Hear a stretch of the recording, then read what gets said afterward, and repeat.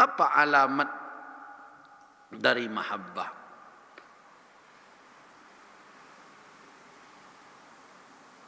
Ada beberapa alamat. Di sini ada 10 tanda dari mahabbah. Yang pertama adalah nusratuhu fi hayatihi wa nusratu sunnatihi ba'da mautihi. Ini alamat cinta yang pertama kepada Nabi sallallahu alaihi wasallam. Yaitu menjadi ansarnya di dalam hidupnya. Di ketika Nabi hidup, orang yang mencintai Nabi tidak akan rela membiarkan Nabi sendirian, berjuang menegakkan dakwah. Orang yang benar mencintai Nabi akan berdiri bersama Nabi, menolongnya dalam menjalankan tugas-tugas dakwahnya. Tidak ada orang yang mencintai Nabi yang berpangku tangan saja melihat Rasul. Itu ketika Nabi hidup. Setelah Nabi tiada bagaimana? Wa nusratu sunnatihi, dan menolong sunnahnya, pesan-pesan yang dia tinggalkan. Mana menolongnya apa? Dia amalkan, dia sebarkan, dan dia anjurkan, ajak orang untuk hidup sesuai dengan petunjuk sunnah tersebut.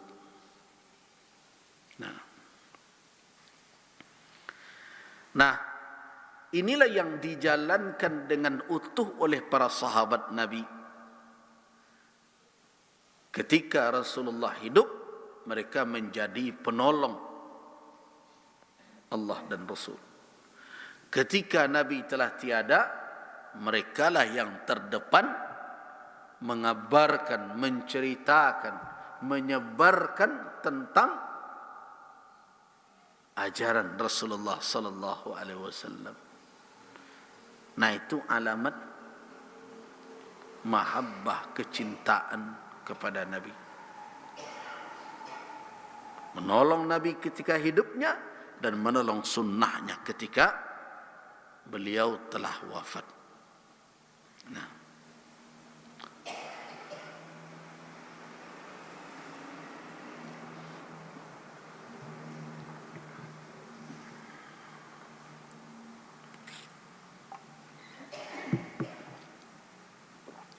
yang kedua,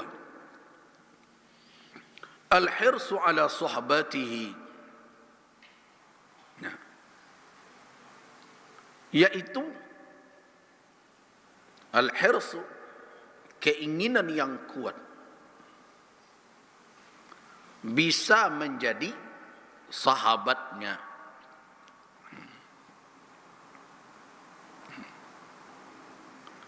Bisa menjadi sahabatnya. Ini adalah para sahabat tentunya yang bertemu dengan Rasul. Mereka berebut menjadi orang yang sangat dekat dengan Rasul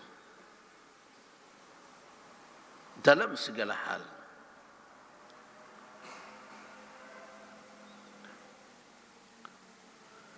Dan kita yang tidak berjumpa dengan Rasulullah, apakah tertutup kemungkinan menjadi orang yang dekat dengan beliau? Tidak. Ya. Karena Rasul sallallahu alaihi wasallam menyebut orang-orang yang tidak berjumpa dengan beliau tetapi beriman dan membenarkan apa yang beliau bawa, beliau sebut sebagai apa? Sebagai ikhwan, sebagai saudara beliau. Itu Rasulullah sallallahu alaihi wasallam. Jadi pada suatu kali Rasulullah sallallahu alaihi wasallam berkata, rindu rasanya aku berjumpa dengan ikhwanana. Ikhwan, saudara-saudara kita. Sahabat heran, apakah kami bukan saudara-saudara engkau ya Rasulullah?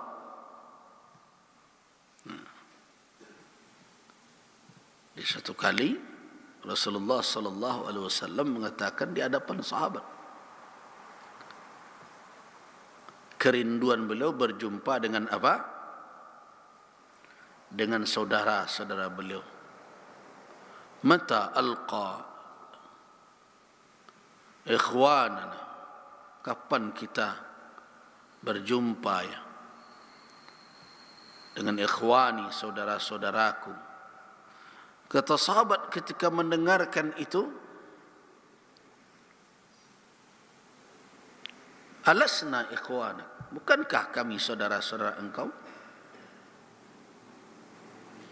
Kata Nabi, qala antum ashabi, kamu sekalian sahabat-sahabatku. Terus yang saudara Nabi yang mana? Wa ikhwani adalah qaumun, orang-orang terus amanu bi wa lam yarawni, beriman denganku tapi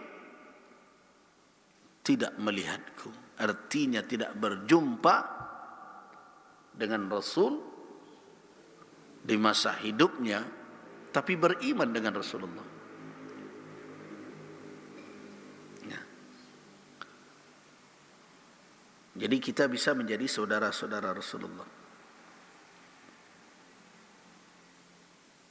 Para sahabat ketika mendengarkan itu pengen menjadi saudara. Ya. Makanya ketika Nabi mengatakan, udittu anni laqitu ikhwani, pengen, ada kerinduan, keinginan di dalam hati, wuddun, saya berjumpa dengan saudara-saudara saya, kata Nabi. Apa kata sahabat? Awalaysa nahnu ikhwanak, bukankah kami saudara engkau ya Rasulullah? Kata Nabi, qala antum ashabi, kamu sekalian adalah sahabatku, walakinna ikhwani, akan tetapi saudara-saudaraku, alladzina amanu bi wa lam yarawni, yaitu orang yang beriman denganku namun tidak melihatku, tidak bertemu dengan Nabi secara fisik. Ini hadis ini diriwayatkan oleh Al-Imam Ahmad ibn Hanbal dan juga Al-Imam At-Tabarani dari Anas ibn Malik, dan juga ada di dalam riwayat Ibn Hajar Al-Asqalani, dan juga di dalam riwayat Imam Muslim dengan sedikit perbedaan pada lafaz. Jadi kesempatan kita untuk menjadi orang yang dekat dengan Rasul tidak tertutup dengan jarak waktu. Nah, cuma yang perlu ditekankan adalah alladzina amanu bi wa lam yarawni. Kalimat awalnya itu bukan kalimat walam yarawni yang jadi penekanan, yaitu orang-orang yang beriman denganku dan tidak melihatku. Imannya penekanannya. Kalau tidak melihat Nabi, jelas kita secara lahiriah, secara fisik tidak berjumpa dengan Rasul sallallahu alaihi wasallam. Tapi persoalannya bukan pada itu, persoalannya adalah pada iman. Benar tak kita imani beliau sebagai Rasul?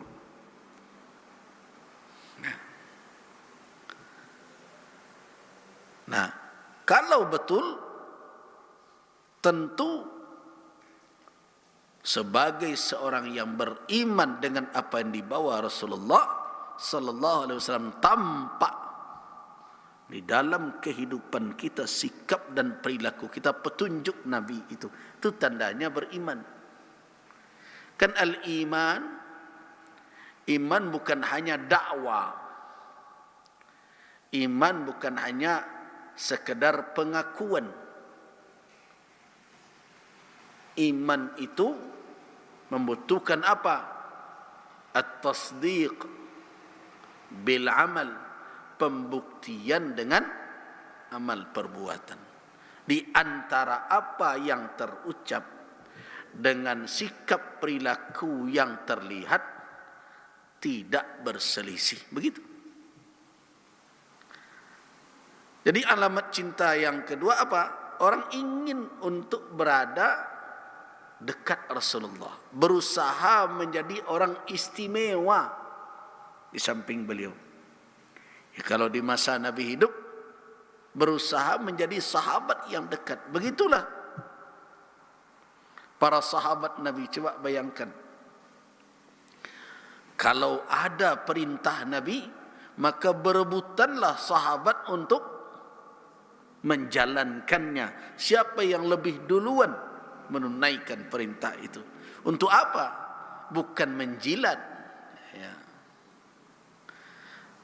Karena tidak laku kepada Nabi dusta berdusta, mengambil muka. Tetapi sebagai wujud apa? Satu adalah tanda keyakinan dia dengan kebenaran apa yang disampaikan oleh Rasul. Yang kedua, untuk membuat Rasul ridha dengannya. Hari ini seperti itu juga kadang dengan penguasa. Tapi bukan ridha yang dicari. Mudah-mudahan naik pangkat, gaji bertambah gitu. Kalau sekarang, kalau di masa Rasul bagaimana?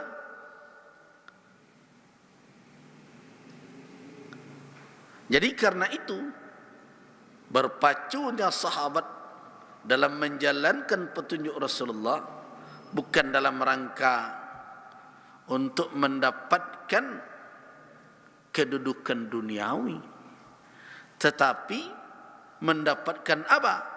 Ridha Rasul, kecintaan Rasul. Kecintaan Rasul. Nah, kecintaan Rasul itu berdampak ke mana? Bukan berdampak ke dunia, tapi ke akhirat, kedudukan akhirat.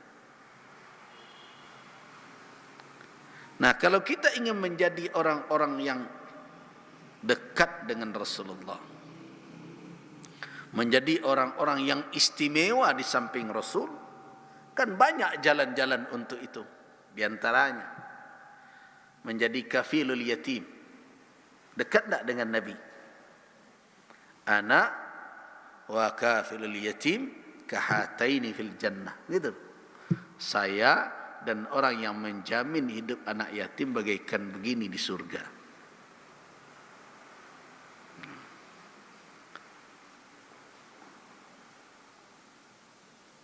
Ada orang-orang yang mendapatkan keutamaan dekat dengan Rasulullah, walaupun secara fisik dia tidak berjumpa dengan Rasul.